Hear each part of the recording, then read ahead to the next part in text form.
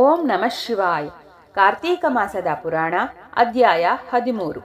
ನಾರದರು ಹೇಳುತ್ತಾರೆ, ಹೇ ಪೃಥು ಚಕ್ರವರ್ತಿಯೇ, ರಾಹುವು ತಿಳಿಸಿದ ವಿಷಯಗಳನ್ನಾಲಿಸಿದ ಜಲಂಧರನು ಶಿವನ ಮೇಲೆ ದಂಡೆತ್ತಿ ಹೋಗಲು ನಿರ್ಧಾರ ಮಾಡಿದನು.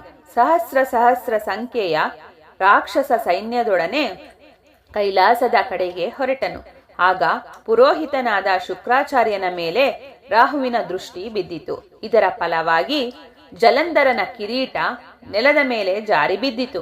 ಇತ್ತ ಕಡೆ ದೇವತೆಗಳು ದೈತ್ಯರನ್ನು ಹೇಗೆ ಸೋಲಿಸಬೇಕೆಂಬ ರಹಸ್ಯ ಉಪಾಯವೊಂದನ್ನು ಮಾಡತೊಡಗಿದರು. ಭಗವಾನ್ ಶಂಕರನ ಬಳಿಗೆ ಹೋಗಿ, ಹೇ ದೇವಾದಿದೇವ, ಜಲಂಧರನ ಬಾಧೆಯನ್ನು ತಡೆಯಲಾರೆವು. ಈಗ ಅವನು ನಿನ್ನ ಮೇಲೆ ದಾಳಿ ಎತ್ತಿ ಬರುತ್ತಿದ್ದಾನೆ. ಹೇಗಾದರೂ ಮಾಡಿ ಅವನನ್ನು ಜಯಿಸುವ ಉಪಾಯವನ್ನು ನನಗೆ ತಿಳಿಸು ಎಂದು ಭಿನ್ನವಿಸಿದರು. ಆಗ ವಿರೂಪಾಕ್ಷನಾದ ಶಿವನು ಮನಸ್ಸಿನಲ್ಲಿ ಭಗವಾನ್ ನಾರಾಯಣನನ್ನು ಭಕ್ತಿಯಿಂದ ಸ್ಮರಿಸಲು ಆತನು ಶಂಖ ಚಕ್ರ ಗದಾಧಾರಿಯಾಗಿ ಪ್ರತ್ಯಕ್ಷನಾದನು. ಶಿವನು, ಹೇ ಭಗವಂತ, ಈ ಜಲಂಧರನನ್ನು ಆದಷ್ಟು ಬೇಗ ಮುಗಿಸಬಿಡಬಾರದೇಕೆ? ನೀನು ವೈಕುಂಠ ಲೋಕವನ್ನು ತೊರೆದು ಅಲ್ಲಿ ವಾಸ ಮಾಡುವುದರೆಂದರೇನು ಎಂದು ಕೇಳಿದನು. ಮಹಾವಿಷ್ಣುವು, ಶಿವನೇ, ಈ ಜಲಂಧರನು ನಿನ್ನ ಅಂಶಸಭೂತನು, ಲಕ್ಷ್ಮಿಗೆ ಸೋದರನು ಕೂಡ ಆಗಿದ್ದಾನೆ. ಯುದ್ಧದಲ್ಲಿ ಕೊಲ್ಲಲು ಬಾಂಧವ್ಯ ಅಡ್ಡ ಬರುತ್ತದೆ. ಆದ್ದರಿಂದ ನೀನೇ ಇವನನ್ನು ಸಂಹರಿಸು ಎಂದು ಹೇಳಿಬಿಟ್ಟನು. ಶಿವನು ಬೇರೆ ದಾರಿಗಾಣದೆ, ದೇವತೆಗಳಿರ, ಈ ಜಲಂಧರನು ಮಹಾಪರಾಕ್ರಮಶಾಲಿಯು, ನನ್ನ ಕೈಯಿಂದ ಇವನನ್ನು ವಧಿಸಲು ಸಾಧ್ಯವಿಲ್ಲ. ಆದ್ದರಿಂದ ನೀವೆಲ್ಲರೂ ಸೇರಿ ನಿಮ್ಮ ನಿಮ್ಮ ಶಸ್ತ್ರಾಸ್ತ್ರಗಳನ್ನು ಬಳಸಿ ಅವನನ್ನು ಕೊಲ್ಲಬೇಕಾಗಿದೆ ಎಂದನು. ಆಗ ದೇವತೆಗಳೆಲ್ಲರೂ ತಮ್ಮ ತಮ್ಮ ತೇಜಸ್ಸುಗಳನ್ನು ಸೇರಿಸಿ ಸುದರ್ಶನ ಚಕ್ರವನ್ನು ನಿರ್ಮಿಸಿದರು. ಉಳಿದ ತೇಜಸ್ಸಿನಿಂದ ಶ್ರೀಮನ್ನಾರಾಯಣನು ವಜ್ರಾಯುಧವನ್ನು ನಿರ್ಮಿಸಿದನು. ಅಷ್ಟು ಹೊತ್ತಿಗೆ ಸಹಸ್ರ ಆನೆಗಳು, ಅಸಂಖ್ಯಾತ ಕುದುರೆಗಳು, ಅನೇಕ ಕಾಲಾಳುಗಳು ಈ ಸೈನ್ಯದೊಡನೆ ಕೈಲಾಸಕ್ಕೆ ತಲುಪಿದರು. ಜಲಂಧರನನ್ನು ದೇವತೆಗಳು ಎದುರಿಸಿದರು. ನಂದಿ, ಗಣಪತಿ, ಸುಬ್ರಹ್ಮಣ್ಯ ಮತ್ತು ಇತರ ಶಿವಗಣಗಳು ತಮ್ಮ ತಮ್ಮ ಸೈನ್ಯದೊಡನೆ ಜಲಂಧರನ ಮೇಲೆ ಬಿದ್ದರು. ಎರಡು ಸೈನ್ಯಗಳ ಮಧ್ಯೆ ಘೋರ ಸಂಗ್ರಾಮ ನಡೆಯಿತು.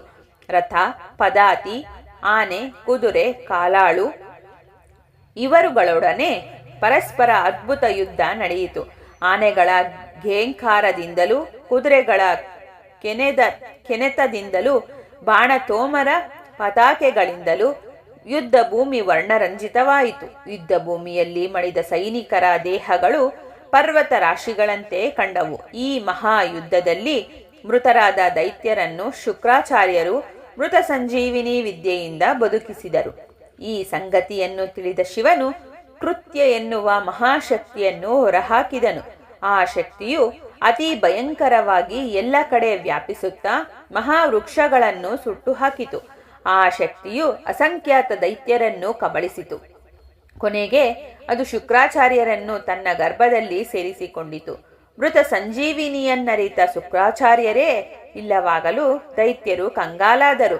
ಇದರಿಂದ ಉಳಿದ ಹತರಾದ ರಾಕ್ಷಸರು ಮತ್ತೆ ಬದುಕಲು ಸಾಧ್ಯವಾಗಲಿಲ್ಲ. ಆಗ ಉಳಿದ ನಿಶುಂಭ, ಶುಂಭ ಮೊದಲಾದವರು ಕಾಲನೇಮಿ ಮೊದಲಾದವರೊಡನೆ ಮತ್ತೆ ಯುದ್ಧಕ್ಕೆ ಬಂದರು.